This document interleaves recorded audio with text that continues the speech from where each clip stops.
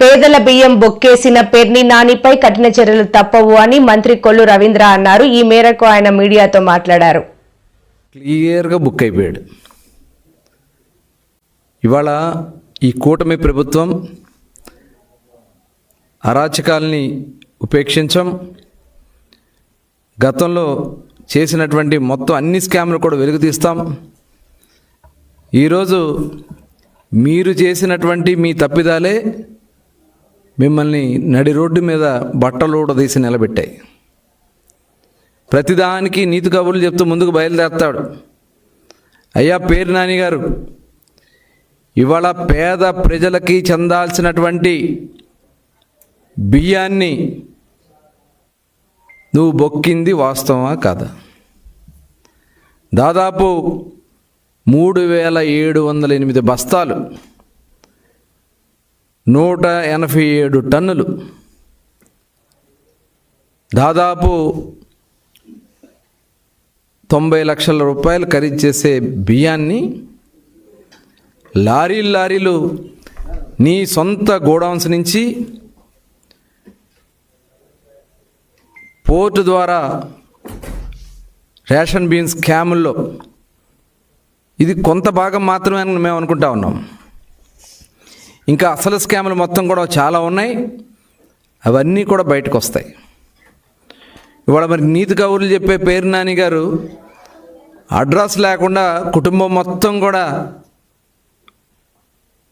గ్యాలప్స్ అయిపోయారు.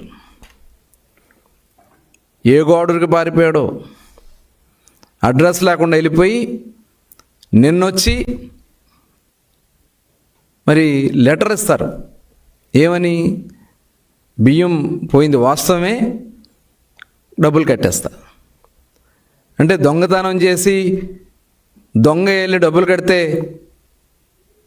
దొరైపోతాడా?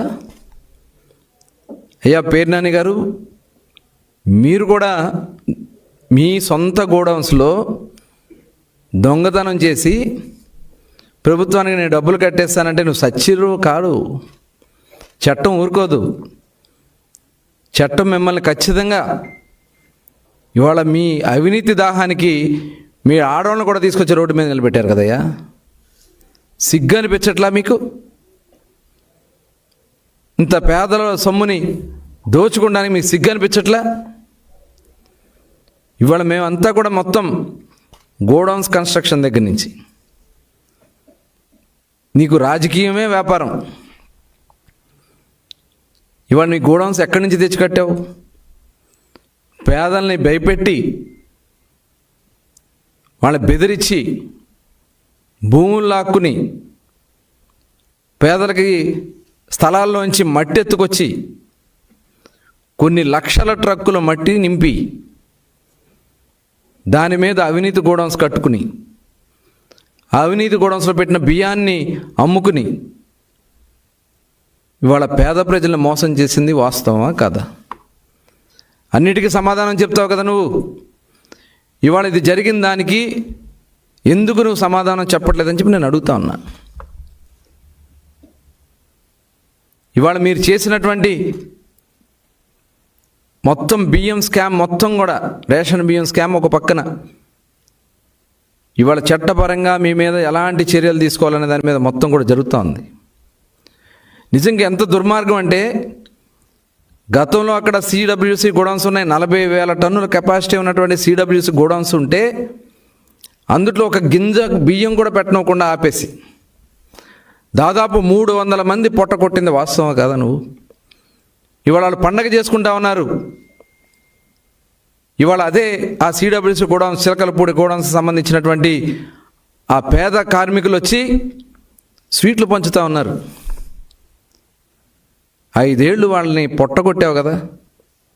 అలాగే కరగ్రహారం గోడౌన్స్లో పని లేకుండా చేసావు కదా.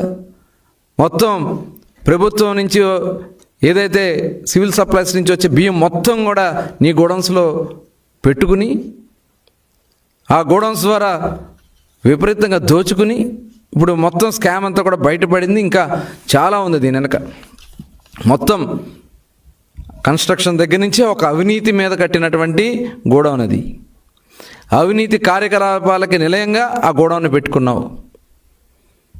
ఇవాళ భయపడి మొత్తం కుటుంబం మొత్తం కూడా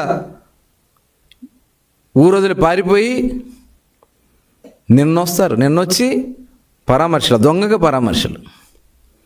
ఈ పెద్ద మనుషులు, మాజీ మంత్రులు, ఎమ్మెల్యేలు, పెద్ద మనుషులు వచ్చి దొంగగా పరామర్శలు. వైఎస్ఆర్ పార్టీ ఒక దొంగల పార్టీ. వైఎస్ఆర్ పార్టీ నాయకుడే ఒక దొంగల నాయకుడు జగన్మోహన్ రెడ్డి. ఇవాళ వాళ్ళు చేసినటువంటి అవినీతి అక్రమాలు బాగోతాలు మొత్తం కూడా ఒక్కొక్కటి బయటకు వస్తూ ఉన్నాయి. కొన్ని లక్షల టన్నులు కేంద్ర ప్రభుత్వం చెప్తా ఉంది, దాదాపు 5 లక్షల టన్నుల బియ్యం మాయమైపోయినాయి. ఎక్కడ పోయినాయి? ఇవాళ ఇన్ని కార్యక్రమాలు మీరు చేసి బుకాయించే కార్యక్రమాలు చేస్తే ఎవరు ఊరుకోరు. మొత్తం మీ స్కాములు మొత్తం కూడా బయటకు వస్తాయి. మీరు బస్సుల్లో చేసిన స్కాములు, ఆ సివిల్ సప్లైస్ మినిస్టర్ పనిచేసినటువంటి కొడాలి నాని గారిని నిశానీ చేసి అతన్ని కూడా జిల్లాల్లో వాళ్ళ ఫైళ్ళు కూడా నువ్వే చూస్తావు. అందుట్లో దోపిడీ.